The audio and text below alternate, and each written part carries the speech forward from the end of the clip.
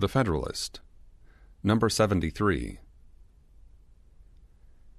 The third ingredient towards constituting the vigor of the executive authority is an adequate provision for its support.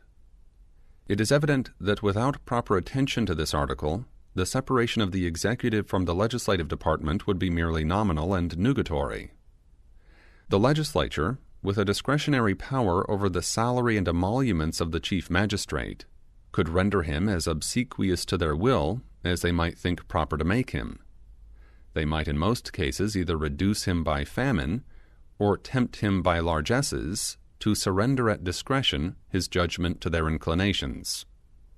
These expressions, taken in all the latitude of the terms, would no doubt convey more than is intended.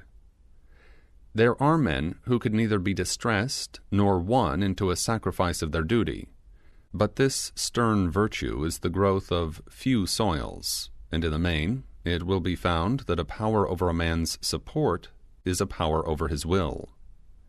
If it were necessary to confirm so plain a truth by facts, examples would not be wanting, even in this country, of the intimidation or seduction of the executive by the terrors or allurements of the pecuniary arrangements of the legislative body. It is not easy, therefore, to commend too highly the judicious attention which has been paid to this subject in the proposed Constitution.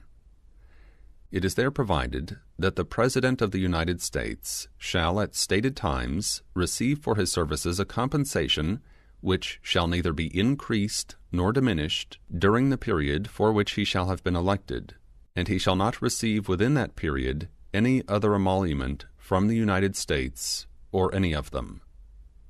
It is impossible to imagine any provision which would have been more eligible than this. The legislature, on the appointment of a president, is once for all to declare what shall be the compensation for his services during the time for which he shall have been elected. This done, they will have no power to alter it, either by increase or diminution, till a new period of service by a new election commences.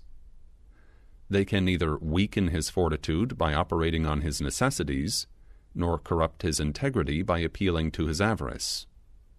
Neither the Union nor any of its members will be at liberty to give, nor will he be at liberty to receive, any other emolument than that which may have been determined by the first act. He can of course have no pecuniary inducement to renounce or desert the independence intended for him by the Constitution. The last of the requisites to energy which have been enumerated are competent powers. Let us proceed to consider those which are proposed to be vested in the President of the United States.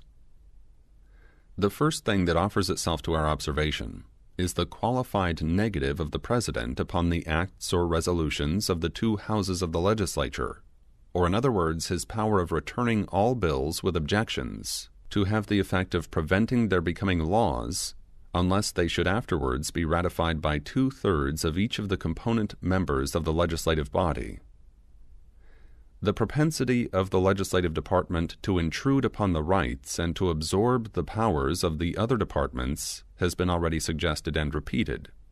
The insufficiency of a mere parchment delineation of the boundaries of each has also been remarked upon, and the necessity of furnishing each with constitutional arms for its own defense has been inferred and proved. From these clear and indubitable principles results the propriety of a negative, either absolute or qualified, in the executive upon the acts of the legislative branches. Without the one or the other, the former would be absolutely unable to defend himself against the depredations of the latter. He might gradually be stripped of his authorities by successive resolutions, or annihilated by a single vote. And in the one mode or the other, the legislative and executive powers might speedily come to be blended in the same hands. If even no propensity had ever discovered itself in the legislative body to invade the rights of the executive, the rules of just reasoning and theoretic propriety would of themselves teach us that the one ought not to be left to the mercy of the other, but ought to possess a constitutional and effectual power of self-defense. But the power in question has a further use. It not only serves as a shield to the executive, but it furnishes an additional security against the inaction of improper laws. It establishes a salutary check upon the legislative body, calculated to guard the community against the effects of faction, precipitancy, or of any impulse unfriendly to the public good, which may happen to influence a majority of that body. The propriety of a negative has upon some occasions been combated by an observation that it was not to be presumed a single man would possess more virtue and wisdom than a number of men, and that unless this presumption should be entertained, it would be improper to give the executive magistrate any species of control over the legislative body. But this observation, when examined, will appear rather specious than solid. The propriety of the thing does not turn upon the supposition of superior wisdom or virtue in the executive, but upon the supposition that the legislature will not be infallible, that the love of power may sometimes betray it into a disposition to encroach upon the rights of other members of the government, that a spirit of faction may sometimes pervert its deliberations, that impressions of the moment may sometimes hurry it into measures which itself, on maturer reflection, would condemn. The primary inducement to conferring the power in question upon the executive is to enable him to defend himself. The secondary one is to increase the chances in favor of the community against the passing of bad laws, through haste, inadvertence, or design. The oftener the measure is brought under examination, the greater the diversity in the situations of those who are to examine it, the less must be the danger of those errors which flow from want of due deliberation, or of those missteps which proceed from the contagion of some common passion or interest.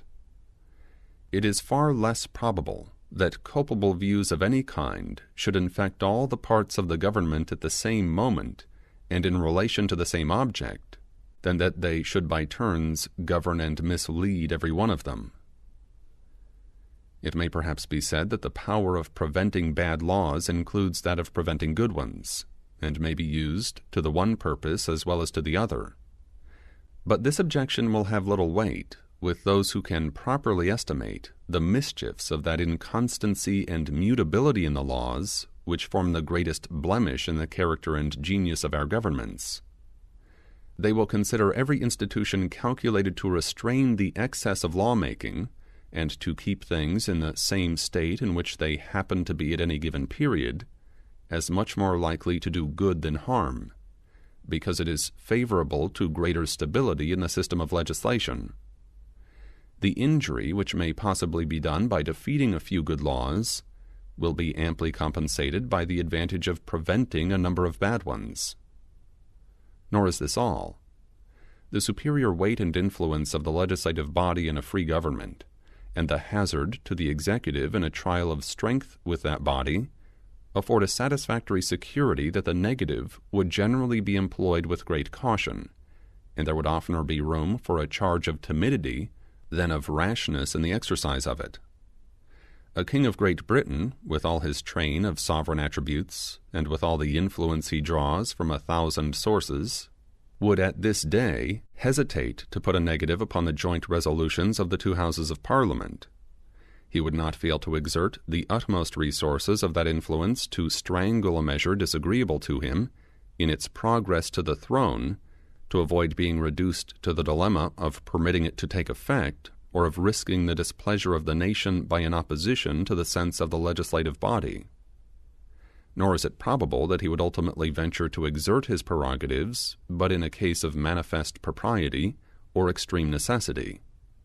All well-informed men in that kingdom will accede to the justness of this remark.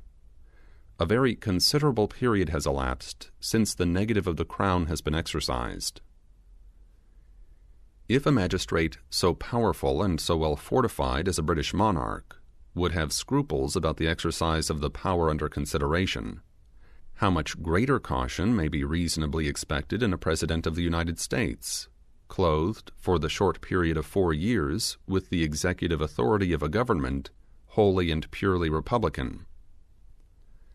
It is evident that there would be greater danger of his not using his power when necessary than of his using it too often or too much. An argument indeed against its expediency has been drawn from this very source.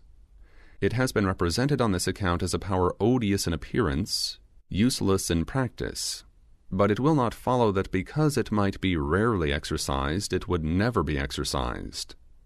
In the case for which it is chiefly designed, that of an immediate attack upon the constitutional rights of the executive, or in a case in which the public good was evidently and palpably sacrificed, a man of tolerable firmness would avail himself of his constitutional means of defense, and would listen to the admonitions of duty and responsibility.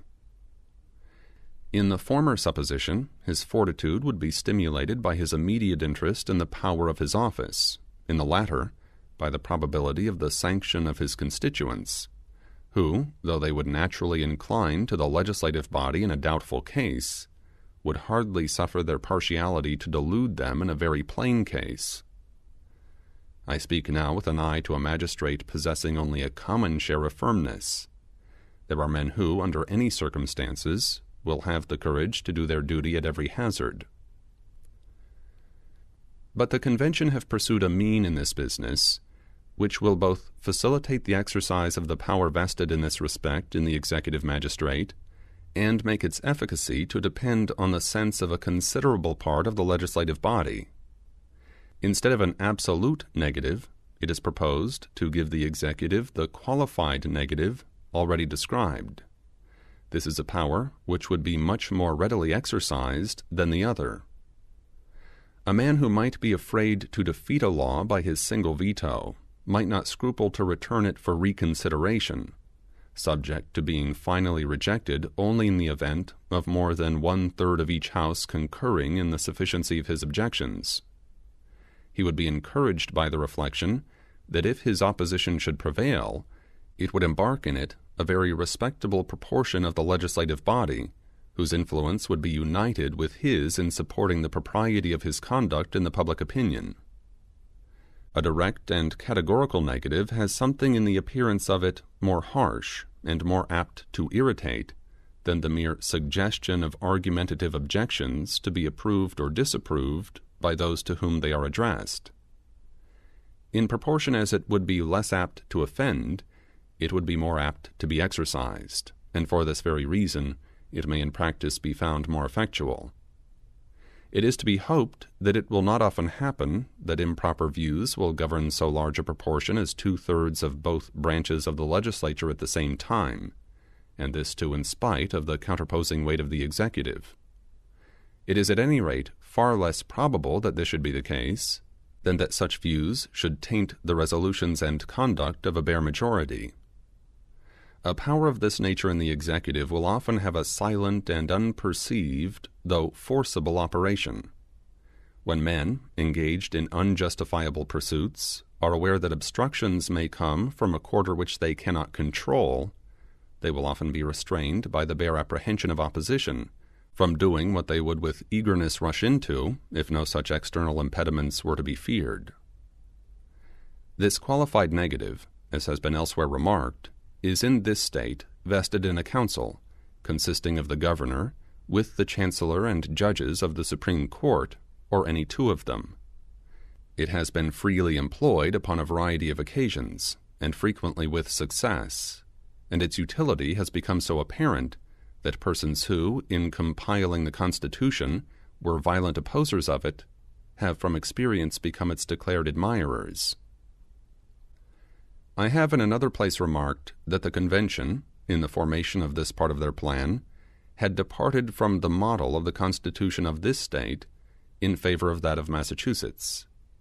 Two strong reasons may be imagined for this preference. One is that the judges, who are to be the interpreters of the law, might receive an improper bias from having given a previous opinion in their revisionary capacities. The other is that by being often associated with the executive, they might be induced to embark too far in the political views of that magistrate, and thus a dangerous combination might by degrees be cemented between the executive and judiciary departments. It is impossible to keep the judges too distinct from every other avocation than that of expounding the laws. It is peculiarly dangerous to place them in a situation to be either corrupted or influenced by the executive. Publius.